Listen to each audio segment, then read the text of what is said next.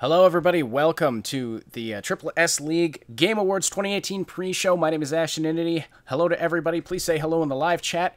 We are kind of dropping in mid-conversation here. We've got we're sort of part of a stream that's going on the Mad Queen's channel at the moment. But in a moment, you're going to hear the voices of Obsidian, the Mad Queen, and Athena Rose.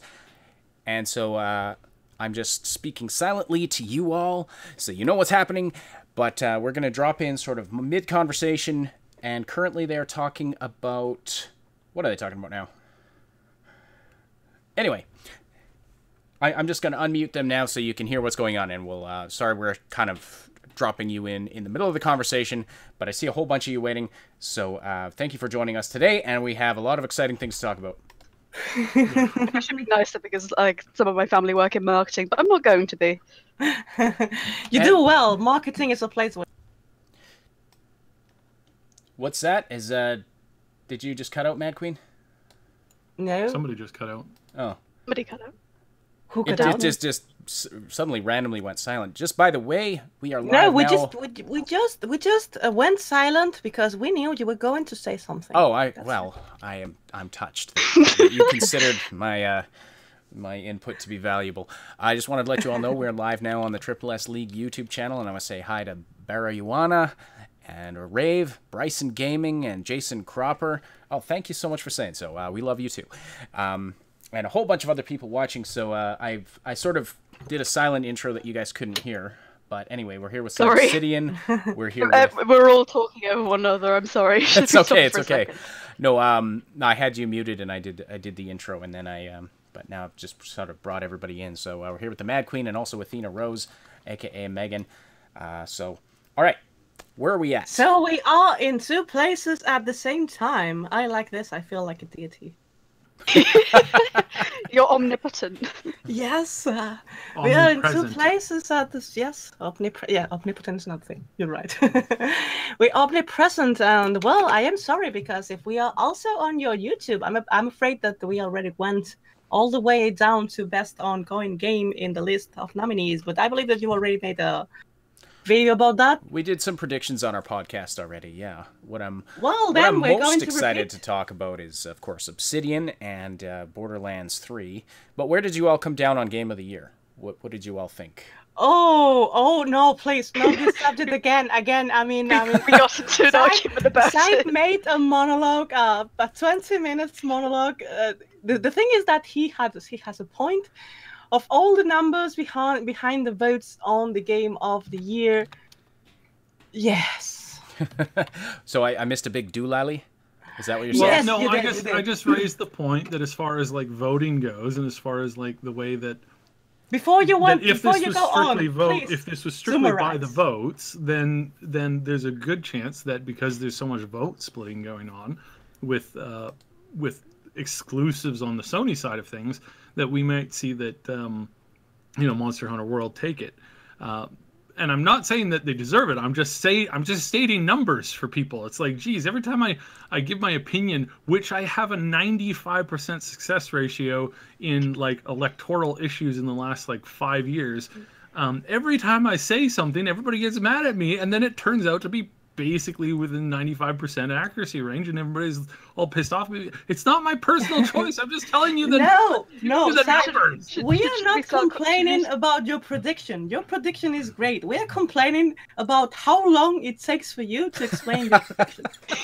Oh, well, that's true. I was about to say, should we start calling you Psychsidian now? Psychic Psychsidian. Well, some people do. Some people do. But anyway, into his magic crystal ball. Anyway, so all of that aside, we're all in agreement that Red Dead does deserve it. Yes, that's pretty much where we're all at. And so Red Dead does deserve it, but won't necessarily take it. That's where you're at, Saib?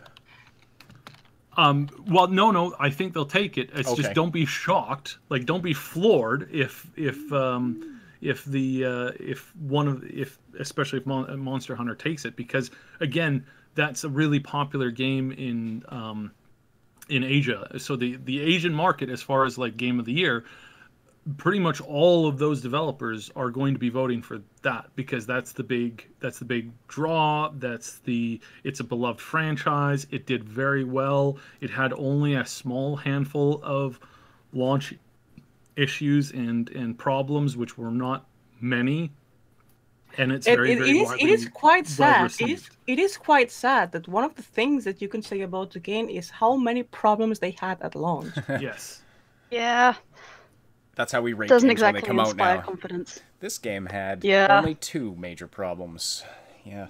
Jason Cropper, thank you so much for the $5 super chat. We really, really appreciate that. By the way, your name is really badass. It's like sounds like you belong in a Bond movie or something. Jason Cropper. It's like Bourne. Yeah. Jason Bourne. Yeah, exactly. Jason from Jason Bourne and then Cropper. You joined us later. I'm so sorry, but we were already at best ongoing game. Okay. Overwatch, Yes. Fortnite, Destiny 2, Rainbow Six Siege, or No Man's Sky. I'd probably say Fortnite just due to the sheer. I obviously think that's obvious. I think Fortnite will take I that. feel like yeah. that's a foregone conclusion. Does it? I mean, they've raised themselves now to I think it's like 70 million active users. Oh, It's a lot. insane. It's a lot. Insane. Yes. Like, good Played lord. it. I have very limited free time. I'm sorry. So they've handled it really well. I mean, you look at the other categories in this, and we have to look. So, you have to look at Destiny and go, they really dropped the ball in a lot of things in the last couple of months. Now they've gotten a lot better, but I mean, goodness sakes, did they ever just drop the ball on that? So that's not going to go. No Man's Sky is not going to go. Overwatch has really been falling over the last couple of months. The user base has come down. I've heard one estimate was like 30-40%. So that's not good. They've made a lot of Blizzard has made a lot of sort of poor decisions in terms of like how they've been changing the game. Yeah, and That's Blizzard turned a lot of people off, including myself. Yeah, Sorry. well, Blizzard's been making a ton of mistakes, and one of the bigger mistakes that they've also made this year, unfortunately, is that one of their other categories, Heroes of the Storm, it was routinely falling down to the 4 digits for the number of players playing that game. 4 digits, which means less than 10,000 people are playing that game. And in some days, it gets down to about 1,000 people playing that game. So that's a monumental failure as far as like keeping that game going, which was really kind of sad. However, Tom Clancy, Rainbow Six Siege has been getting some pretty decent traction lately, so that I suspect that has a good chance to win, but I'm going to throw this one definitely to Fortnite. I would agree, yeah. Especially looking at the competition that it's up against. Yeah. So. And then we go to Best Action Game: Call of Duty, Black Ops 4, Dead Cells, Destiny 2, Far Cry 5, or Mega Man 11. None of them. Sorry, None of them. I'm just trying to scroll down to where it is on the webpage here. There we go. There's a button that says category list. You can hit that, and then like find the thing, and then hit that, and it'll take you to the thing. Oh well, I mean, Yeah. that Actually, assumes that I'm I have using- any competence using a computer at all. What is a computer? I'm going to put you the link that I'm using because it's way easier to see it here than in the official web of the Game Okay, fair Awards. enough. That's what I've got up there. So, well, I don't know. People on Destiny 2 are not loving it. That sells, well, Call of Duty is Call of Duty. So, I don't know. Yeah. What would I put in this category? I'm seeing this category and I'm thinking I'm missing a game, an action game of this year, but I just can't remember which one because all of the ones that I have in my mind, I think they weren't released this year. When they say action game, they mean shooter. Oh, I think it Focused on- says action/adventure, so I'm gonna say sort of. Give me a second. Well, the next Sort of, there's best action game and then there's best action/adventure game. There's 2 separate Yes, categories but there. action game sounds like a shooter. Action/adventure sounds like an RPG that is also a shooter, Yeah. and best RPG is only RPG. That's what I understand. Best action game here says for the best game in the action genre focused on combat. I don't know what to give this shooter, one to. shooter. Unfortunately, I haven't played any of these, so I don't know which to give this to. I did, and I don't recommend. I didn't play them all, but I did play a couple that I don't recommend. So, next category, best action/adventure game, Red Dead Redemption 2, and there are more games in this category. Yes. Yes, no, it's probably going to be Red Dead Redemption 2. Shadow of the Tomb Raider, Marvel's Spider-Man, God of War, or Assassin's Creed Odyssey. Well, Assassin's Creed, I find like, even though they've sort of beefed up the RPG elements in Odyssey, I kind of feel like Assassin's Creed is the same game every year? It's the same game every time. Same a little bit with Shadow of the Tomb Raider. I really enjoyed Shadow of the Tomb Raider, but I doubt it'll take best in this category. I think it'll either go... No. I'm pretty sure it'll go to one of the other three: God of War, Spider-Man, or Red Dead Redemption. Probably Red Dead Redemption, because that's just probably going to win everything. And it's benefiting from the recency effect too. I mean, RDR2 just came out. God of War has been out for a long time now. Spider-Man's been out for quite a while. Now all the hype is for RDR2. Now it's going to be everywhere. Yeah. Does that necessarily mean it'll win every category? I hope not. I hope some other games get their fair chance, but I'm thinking Red Dead Redemption 2 or God of War. Yes, yes. I mean, when God of War went out, everybody said that was a Game of the Year material until Red Dead Redemption came out. Because the game is so huge, only for that. So huge and so massively successful that only for that, I believe that people are going to vote the game and are going to want the game to win so bad. Yeah. Yeah. And the next category, Best RPG, we have Octopath Traveler, Dragon Quest XI, Revenant Kingdom, we thought it was a New Vegas Deathfire, and Monster Hunter World. Yeah, we thought it was another New Vegas. When they talked about they were working on Pillars of Eternity too, people were pressed like, "Oh, it's a New Vegas," because I believe that Chris Avalon made a joke on his Twitter who, by the way, I believe doesn't work at Obsidian for quite a long time. Am I correct in here? No. Yes. He left the studio a while ago. And not in very good terms. Not in good terms. We've covered this in depth on our podcast. I'll sum it up really quickly, and there was some bad blood because basically imagine that you have two people that are your very close friends, and they're married to each other, and they're going through a really terrible divorce. That's essentially what's going on here. Both sides have done some and had some issues, and at the root cause of it all revolved around basically just not inadequate funding or inadequate control of funding, but just the funding kept having a bad habit of drying up because their products were good, but they kept getting shafted, or they kept getting kind of double crossed not double crossed, but like they didn't get lucky in a lot of what they've done. They've had a lot of bad luck year after year after year after year. And when that goes on year after year after year after year, where you and the core leadership at that company have put their own houses on mortgages to pay monthly paychecks more than once in the past few years. When you have to do that over and over and over again just to get a game out, that's going to make you really stressed out. That's really going to create problems and stresses that are going to pile up year after year after year after year. So I can't blame anyone in particular. I could say that it's a very crappy situation, and that this whole buyout from Microsoft and them being given this gigantic check to just do whatever they want with is been a godsend, and I would expect things to get better there. There's some minor issues with leadership that, again, after never having enough money to do anything, I mean, it's not, maybe it doesn't excuse everything, but it's not as bad as what some people are saying.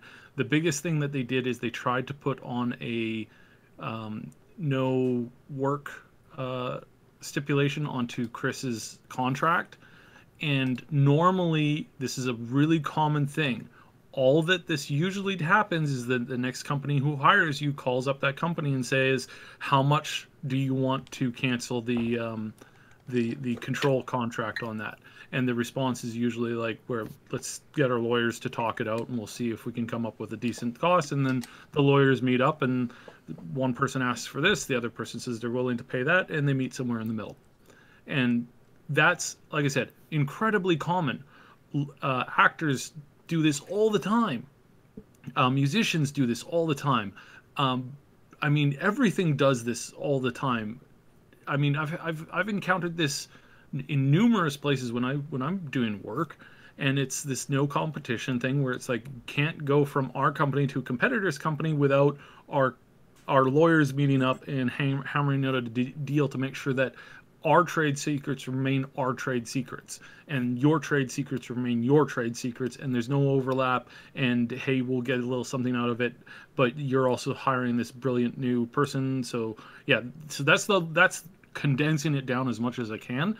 Nobody's in the morally in a wrong area here. I would say that there's a lot of hurt feelings and some bad blood that is very unfortunate, considering that you're rooting for both of these people to succeed.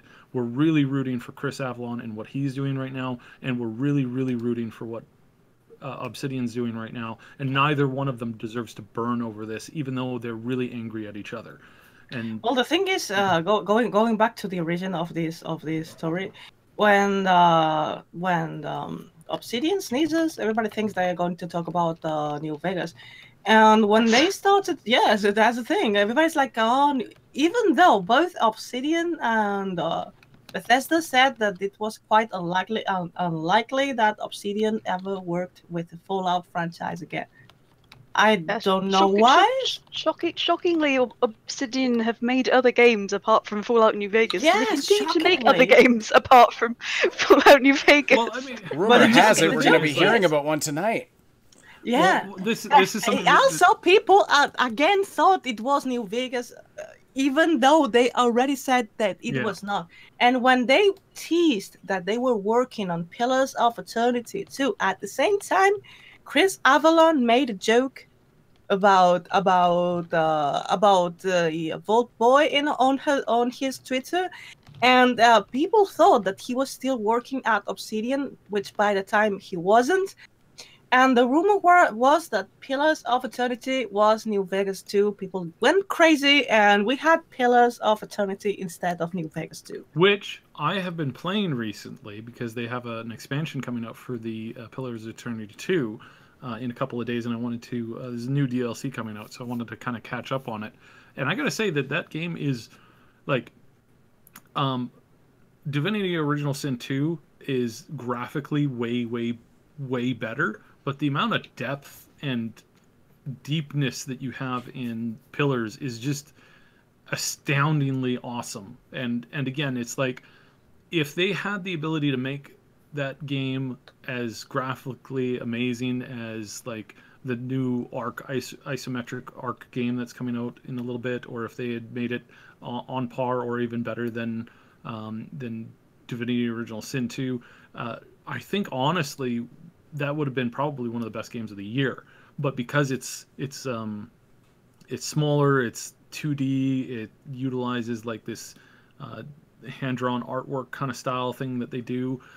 It's not as stellar as what some people, demand or insist or whatever, and so they don't get that. But now we're finally going to see this, and they've been working on this for a really long time, and they've gotten a big cash infusion.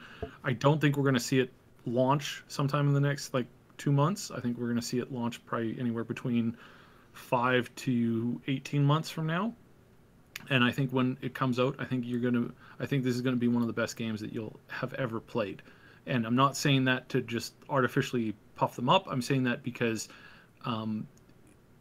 in my comparison, if you look at Fallout New Vegas, if you look at Knights of the Old Republic 2, you have some of the best games in those games, and this is where they shine, and this is what we're going to get. It's what I'm hearing is it's 3D. It's not a 2D flat isometric game. It's actually like a real 3D game. and it's going to feel, and it's going to play, and it's going to be kind of like that Fallout 76. So that's what I'm hearing right now. But of course, we will know in, if I go back over the Obsidian page, we will know in 33 minutes 14 seconds if their timer is correct. That doesn't seem well. right. We will know later because this is Yes. the time one game award. I don't believe they We're go about to start 38 minutes away from the start of the awards show, so I think their timer's a little off. Well, I believe in Best RPG, the award is going to go to Monster Hunter. It looks like. Think so? Yeah, there's a good chance for that. I think so. I'm surprised that Divinity Original Sin 2 didn't get a nomination. I know that it was technically a last year release, but the definitive edition released this year. Yes, it's one of the difficulties of having like a kind of like a segmented release like that. But Yeah. oh my god, that game is amazing. They just released teases for new content coming out, and they've got some other stuff in the works for that title. I think we're a long way away from seeing the end of that. And again, I really have to give them props because it's a really good game. So. All right. The next category is Best Fighting Game. Dragon Ball Fighter Z, Soul Calibur with guest appearance of Get Out of Rivia 6. No, I didn't like him in this game. He's wearing way too much clothes. Blazy Blue or Street Fighter 5 Arcade Edition. So I have a funny anecdote on this. So there was a article complaining about the lack of clothes in some video games. And I'm sitting here going, well, some of us would prefer a little bit more, clothes coming off of certain people. I can see that Mad Queen falls under that category for some characters. But I was going to say, all we have to do is just get Ivy and Geralt to like meet up, and they can, they can kind of trade some stuff. I mean, he can give her a bit of a jacket, and she can, shred most of his clothes. And I'm sure then both parties would be much, That sounds like a perfect solution. Yeah. However, unless you're a journalist. Well, I know I'm very pissed because in action games, in fighting games, females always have these mini dresses, and I was expecting the same from Geralt. I mean, I was hyped, like, okay, sexy characters in fighting games, they have very little clothes on. I was expecting that for Geralt too. Now, I'm certain that Geralt would have looked wonderful in a little mini skirt. Yes, little mini skirt. Yeah, and that game has a metal is bikini hilarious. kind of look. I bet, yeah, that would have suited him quite finely. We're Quite getting well. off track. I'm Englishing good. You guys killed my. My sorry, joke, sorry. There was an article that somebody wrote where they took a screen grab of Ivy from that game, and they posted up, and they said that this was a character from World of Warcraft.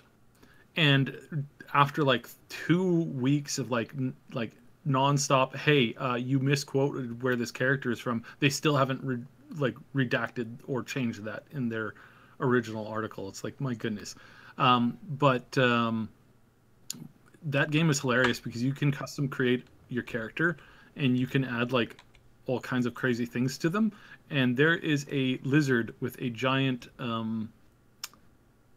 lizard part that you don't normally see in Pleasant Company, and he uses it as a weapon because of the way that they pick a weapon style or the fighting style, and it's absolutely hilarious, although definitely not safe for work if you check it out. It's really funny. Lizard dick. Sorry. So clearly Soul Calibur is going to win Best Fighting Game. Is that the conclusion? I believe the same. That's the one that's most worth talking about, apparently. Yeah, I think that you could. I actually think you could make a decent case for Dragon Ball Fighters. Well, I think that the game was massively successful, the Dragon Ball game. That is the one that I recall getting the most buzz when it released. But it's very early in the year, so I'm not sure if that will factor into it. But I think it's probably between Dragon Ball Fighters and Soul Calibur. Okay, yeah. Again, this is not my genre, so I don't know. No, it's not mine either. I haven't picked this one up yet. I have looked at it, and I was. Am I the only one here that plays? No, I play it. I just haven't haven't had time to play it lately. But I've always enjoyed the Soul Calibur series, like going all the way back to like their first ones. I really did enjoy them. I didn't really play them a lot when they didn't come out to PC, but after like the second or the third one. But yeah, and I'm really happy with them being on PC now, and I want to have more time for it. But it's also one of the fighting games where it's one of the few games that I actually want a controller for as well. So it's because it's so much easier to fight. I am browsing down the categories, and I just saw in best sports and racing games, NBA is nominee. It's a nominee. NBA. Oh my god! I can't believe. Yes. Yep. Oh my god, they are still making NBA games. They were all horribly making. No, they stopped for a couple of years. Oh, did they? Mm-hmm. Yes. Did they? NBA games. They were so horrible they had to stop and go through a new direction. And I have a friend who likes them, and he showed me images of the last one, and I was crying. So what is a game like that doing in the Game of the Year awards? In the Game Awards, not of the year, obviously. One of those games that are released once a year, they can't be good. There is no way they are good. Yeah, no, exactly. Yeah, but then again, this is the best sports category, so, I mean, what are you going to do? There's not much to pick from. Put the rest. I mean, I don't like... No offense, sports games fans. I don't like sports, and if we don't count the microtransactions, FIFA is a game it's very well done game. That it's on a genre that I don't play, but technologically and artistically, it's well done. Even though I don't like the game, but I have eyes in my face and I can see that it's well done as a game, which I can't say from NBA. I don't believe that it deserves to be. Same with Forza Horizon. I don't like racing games, but I know that it's well done. I think the big thing that happens here is that I think these sports games is just they arbitrarily get added to the list every year, whether they're a good game or not, just because they're one of the only sports games that's of note, period. Yeah, I mean, I think, sorry. As far as like sports games and racing go, are combined.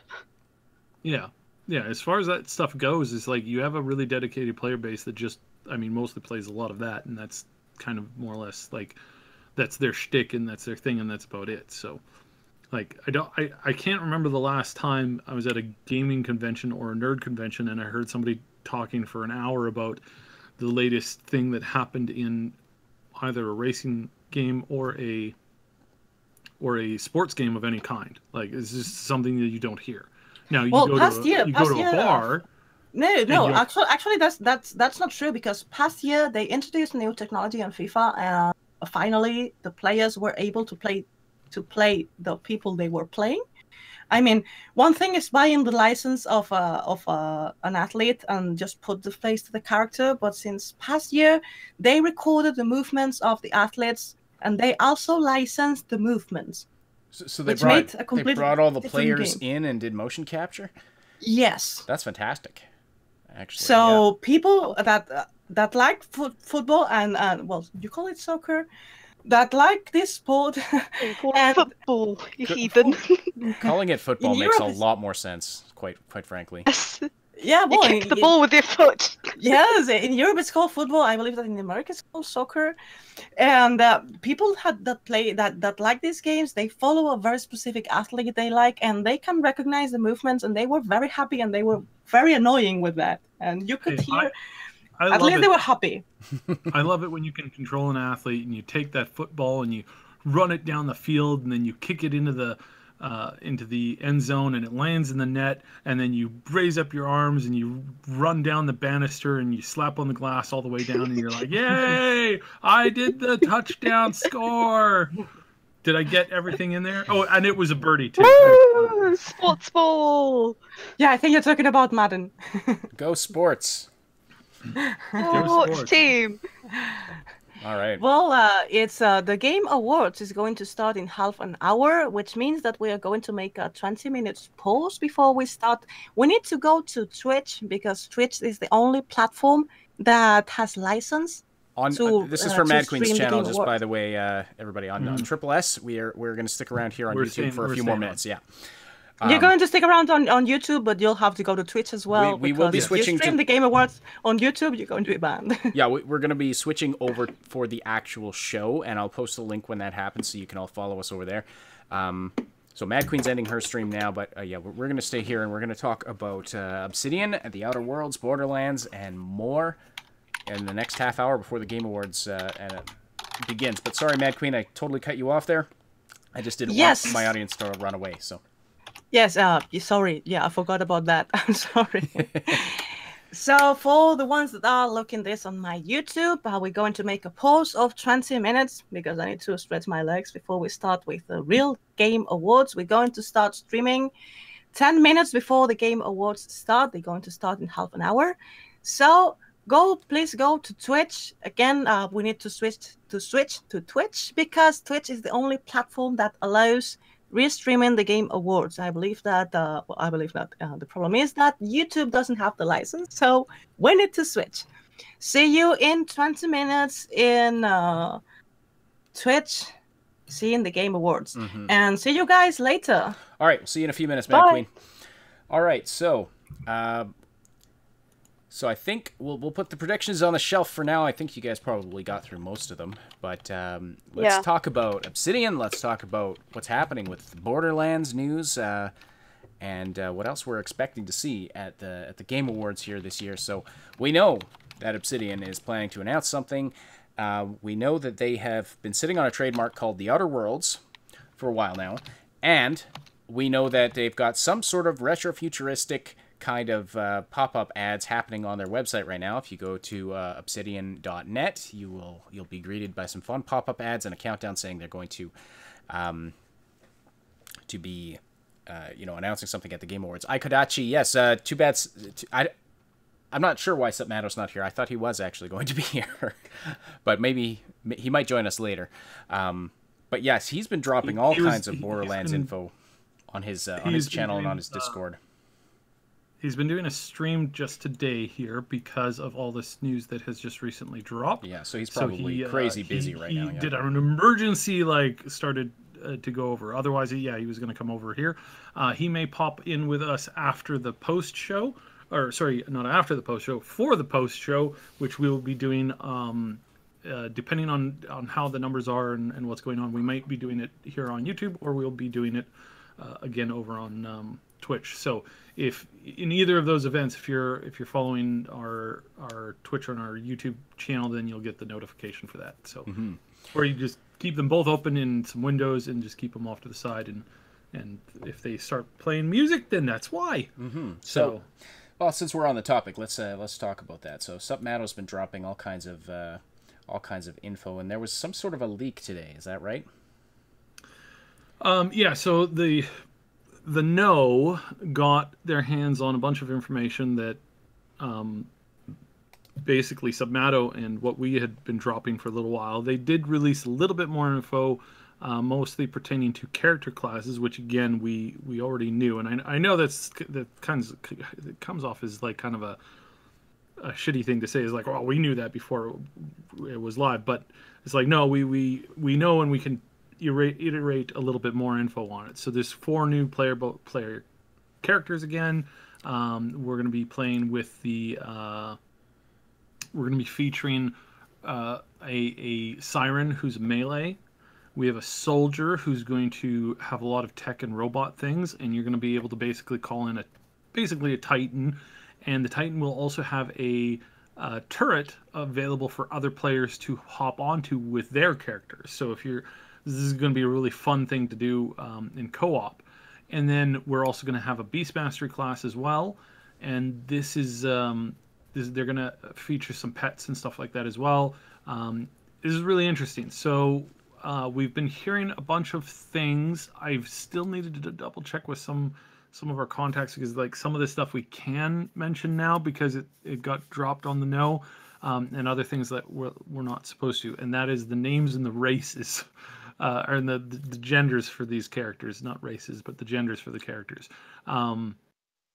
So yeah, that's something that the siren's obviously female, so she's melee this time, or is going to feature a lot of hand weapons. So this also brings about a quick question that has been proposed, and that is with the induction of a lot of this melee focus and this Titan play and the turret play, is there a chance that we may see some additional options as far as third person goes? Which I really hope so, because as we've mentioned in previous game and in previous podcasts, it really sucks when you suffer from considerable motion sickness and you just can't play these games. Like I play through all the Borderlands games, but I can only do it at a few hour intervals at a time, and I have to basically skip a lot of content. And so that's not fun for me at all. So that's something that we're really hoping, we're crossing our fingers that hopefully we'll see some options on that, because it's an option's always good. There's no downside to giving players the ability to have both, right? If you want to control it for the sake of PvP, I can understand that, I can get that, but the concept or the worry that you're corner camming, that's not really an issue these days. Like there still is a bit of an issue as far as like what some like Puritans might argue as far as from an esports perspective, but all those Puritan gamers, yeah. But the fact that the #1 game in the world right now, and what's shaping up to be one of the biggest esports games in the world right now, is a strictly third-person camera game with some first-person perspectives, and when you switch to like aiming and scopes and stuff, that is BS. And to continue to have some people harp on this is you can't have a respectable esports game when you can corner cam. It's like, no, dude. Like seriously, 70 million people are playing a game where that's a thing that you can do in that game, and almost nobody does it because the gameplay plays differently. And as long as you incorporate different ways of play, then that whole corner peeking is not really a real issue. Like that corner peeking is an issue in games like in like CS:GO, and when has that been a relevant, world top tier contender as far as esports go? There is an esports scene with it, but it's not as big as a lot of the other games that are esports games. And even then, it doesn't give you as much of an advantage as you think it is, especially when you look at it and you compare it to something like Overwatch. Plus, everybody has the same advantage, right? Like, I mean, it's not like some people have this ability that gives them an edge over everybody else. It's just everybody has the same ability, and it's an even playing field in that sense. Yeah. So this is something that, again, we're paying attention. We're watching really closely as far as what that goes. We're really, of course, encouraging it, but again, we're not expecting it, right? Because they've never done it before, so why would they do it again? And frankly, the modders were able to add it into 2, so I very highly doubt that one of the things that made me have to wait so long is I had to wait till the mod came out. Then once the mod came out, then I was able to play through the game just great, and it was a lot better. So what are the chances we're going to see something about Borderlands 3 tonight at the awards? So there's a relatively good chance at the moment. We're hearing that this might be why this news leaked to the know today, is that somebody was given a nod to have some people start talking about it, because they see how everybody was reacting to the Obsidian news and some of this other news that has come out for some of the other titles that we're expecting to see. Crash Team and a bunch of other things have been, all these rumors are going around like crazy right now.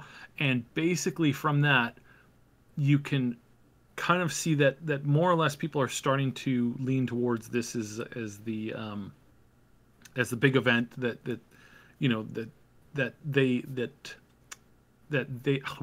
Randy and his team have been waiting for.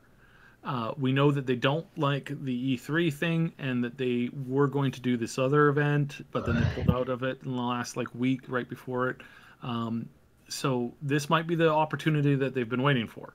And therefore the opportunity that we've been waiting for to see some of this. We also know that they have more than one project going on right now that is Borderlands related. They have this like mini DLC content that has been in the works for quite a while that does pull from the previous games. Whether you need the previous game in order to play it, we don't know that yet, but what we're hearing is that there's this DLC that's going to bridge the content from the last game to the new game. There's a lot of stuff that's happened. The world in the Borderlands world has progressed in time about the same that it's progressed in time since the release till now. So, we're going to get a tiny Tina who is like 5 to 6 years older. So she's now 18, 19-ish. So yeah, expect some strangeness there. So yeah, which reminds me of a news story that broke yesterday, which is absolutely hilarious. But yeah, there's for the most part there's a handful of things to kind of keep your eye out for and to check out. Mm-hmm. So, Matty Boy 700, where do I go to watch the Far Cry 6 reveal? Well, it should be at the awards tonight, as far as we know. Are they actually doing that, or is that a joke? Because I've heard this all over the place, but because I haven't spent any time doing that, because I've had way too much time on all of the other breaking news that's been coming out in the last couple of hours.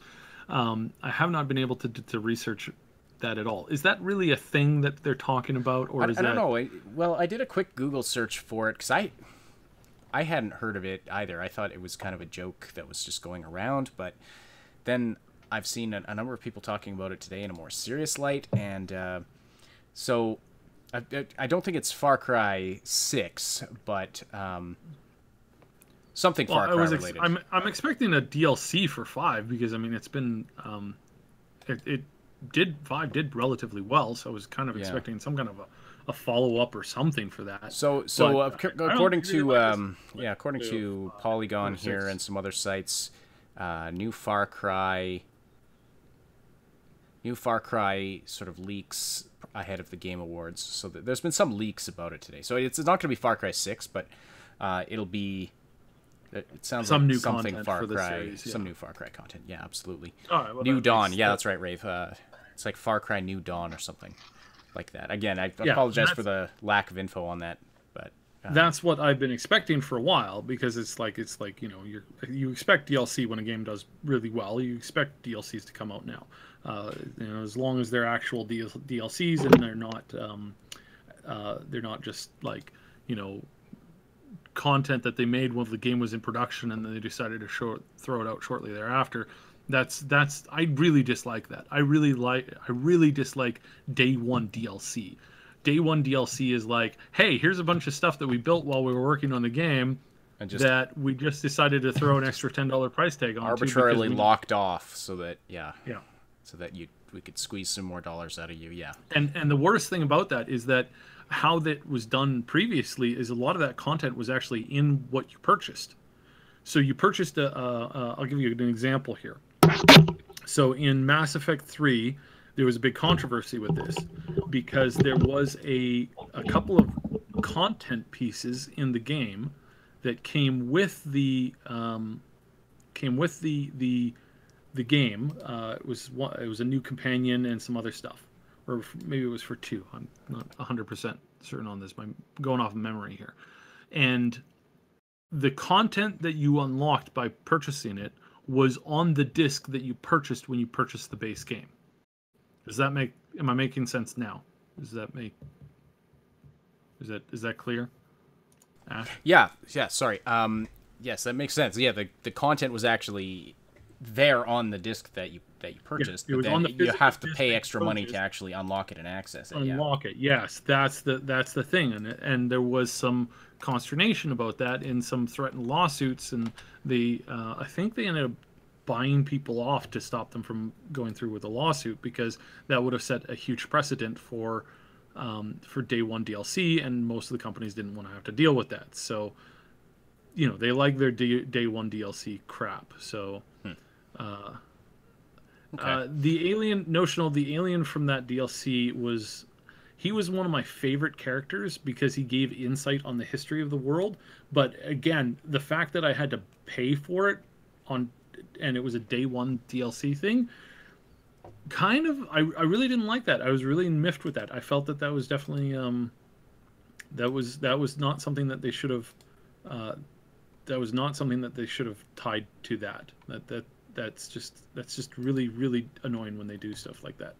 So anyways, all right, so yeah, as far as that goes, we're expecting something from them, and I mean, they're pretty decent company, so we should hopefully see something worth it. Mm-hmm. So New Dawn sounds about right. Mm-hmm. But of course, the exciting news: Obsidian's new reveal. So as we talked about this on our podcast, but we'll just sort of go over the basics again. The Outer Worlds is a trademark that they've been sitting on, and as I said earlier, they're at their website. There is we see sort of the style of this new game is going to be some kind of a retro-futuristic kind of sci-fi, but also kind of retro style. And so there's some comparisons to Fallout flying around for that. There's comparisons to BioShock that are being made. And now I've been doing some research into the art while we've been talking. A lot of this art comes from the 1920 to the 1930s styling. So the usage of the checker marks, the usage of the sprawling flower, typically was, I mean, the sprawling flower goes all the way back to Victorian era, but for the most part, this really does revolve around the 1920s to the 1930s. So I suspect strongly that we will, and I'm hearing the stupid ad play again, which actually is a very good point. So the ad play, when the ad play happens on the Obsidian site, it utilizes like this broken record, old kind of like radio staticky noise. That again is something that typically is found between the 1920s and the 1940s. By the time the 1950s rolled around, radio had gotten super crisp, super clean, and it comes off is really, really, really clear. And when you're a professional game creator and you're working on trying to make your content as flushed out lore-wise as you can, these things are really, really, really important, because these are all artistic and style choices that have a huge impact on the game. So we'll go over to the bread image here that was put up too, and just quickly kind of cover this. So they have a standing bottle with a lid, and it's kind of it's one of these bottles that can kind of sit on the side, you know, and it's one of the ointments that are in the game. Then they also have a tube of skin cream thing. They also have an Anthro Chill bottle with a little pump on it. All of these things, including the bread box, again, this is all circa 1920 to 1935, 1940-ish. These are all things that you would have commonly found in and around there. So if you're looking for like what time period we're looking at significantly post Victorian era. So this is really, really past that that kind of earlier late Victorian era that BioShock kind of sat in. So yeah, just kind of wanted to go into that, so you know. So where else? And we will be switching to Twitch here very shortly, and I think the Mad Queen will be joining us again, of course, on her own Twitch channel as well. And we will be posting up videos as we go through the night onto the YouTube. Mm-hmm. All right. Anything else we want to talk about before launching into that? No. I am going to.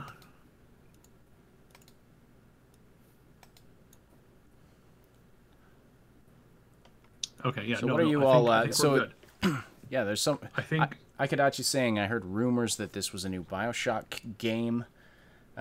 Because Obsidian was supposed to be making a game for Take-Two. They have been working with the BioShock team, but this is not BioShock connected game. This is not BioShock 2. They don't have the license for it. Even though that they have been working with the original BioShock team, they don't have the ability to launch a new BioShock game. So Okay. I would be... I'm reiterating this again. This is going to be a spiritual successor to probably the first BioShock and Fallout 76 combined. This is two amazing teams that have worked on both of those games that are now bringing us a new game. I think we're going to see that. This is definitely not going to be a Fallout spin-off or a BioShock spin-off. Really, don't look for it and hope for it that way. So I think whatever it's going to be, it should be good. So that's exciting. Yeah, I'm pretty excited for this. And on that note, we are just a few minutes away from the start of the Game Awards. And so we are going to switch over to Twitch right now, just because we don't want to get knocked off the air again and lose our ability to live stream by having YouTube's copyright bots trigger anything, or get triggered, I should say, from anything that's in the live stream. That happened to us when we were streaming the Ubisoft conference during E3 and one of the other ones. Alpha Dash, yes, I think you're right. I think it is going to be an original IP. So I've got the link to our Twitch channel in the chat right now. So please click on that and come over to the Twitch channel with us and join us for watching the Game Awards 2018. We look forward to seeing you all in the chat and commentating as we go.